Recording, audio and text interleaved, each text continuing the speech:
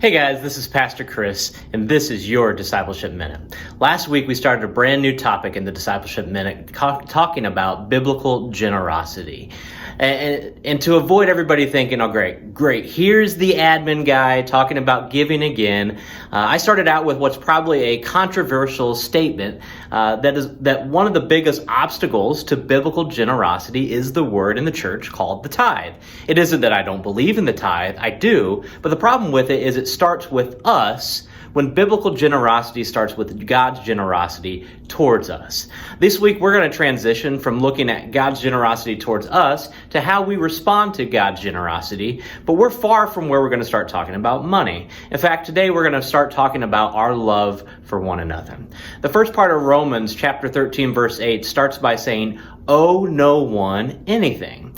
Debt elimination folks have been using that for years as an out-of-context way of saying that we shouldn't have debt. And I'm not pro-debt, but I'm saying I'm also anti-taking things out of Scripture or taking things out of context in Scripture, which is what using that passage of Scripture in that way is.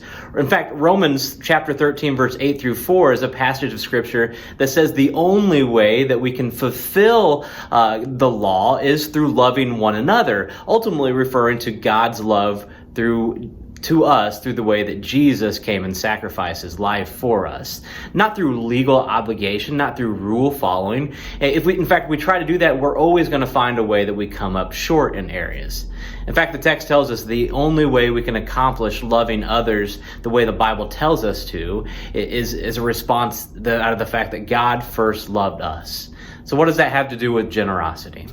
When it comes to finances, when it comes to serving, when it comes to time, first, without loving those around us, there's never a way that we are going to be able to be biblically generous. It starts first with the heart. I'm Pastor Chris, and I hope you join us on Thursday for your Discipleship Minute.